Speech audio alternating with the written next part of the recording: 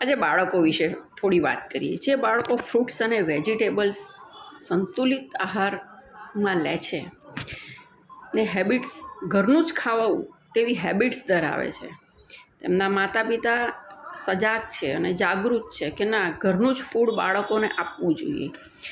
તે બાળકો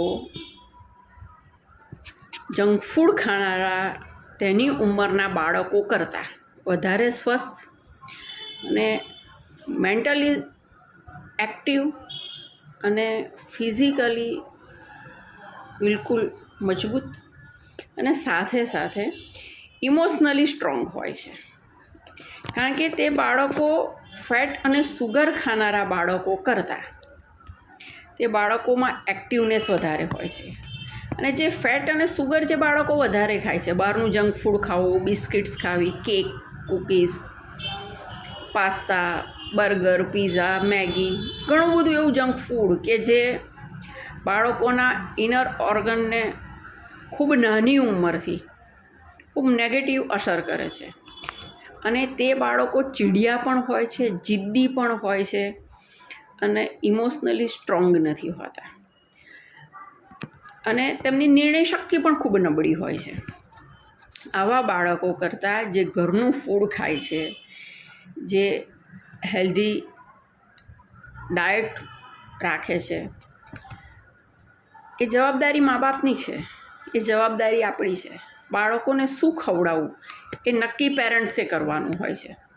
બાળક તો રોજ ચોકલેટ માગે, કૂકીઝ માગે, કેક માગે, બર્ગર માગે, પણ એના માટે શું સારું છે એ નક્કી આપણે કરવાનું છે.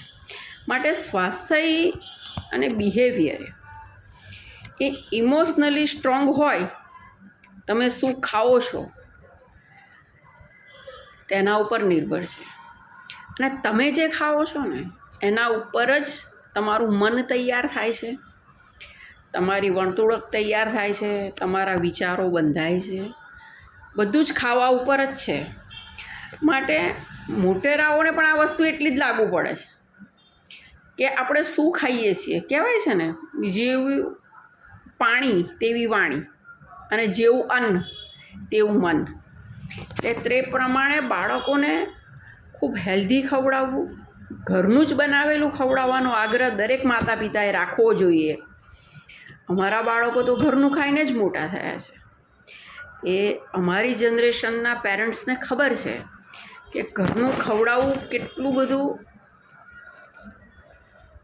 ઉપયોગી છે અને મહત્ત્વ છે, જે આજની જનરેશનની માતાઓ